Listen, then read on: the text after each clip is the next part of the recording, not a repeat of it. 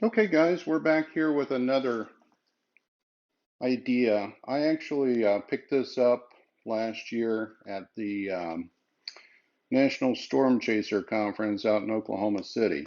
And I thought it was a neat idea. I thought I'd bring it on here and share it with you. You can actually make one of these yourself quite easy. All it is a water bottle. It can be any type of water bottle. And it's got a few basic first aid supplies in it. So we've got a pair of rubber gloves here.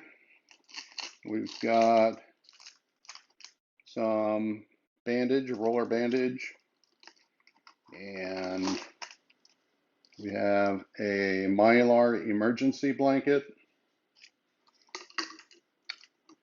and also this is a single-use CPR mask for the airway management breathing, and we have a small paracord bracelet. So it's just an idea. You can put a few things together in a simple bottle. Keep it in your car. It's always nice to have a few items. I would probably add a few things to this one, but it just kind of gives you an idea. So thank you for joining me today. As always, feel free to like and subscribe.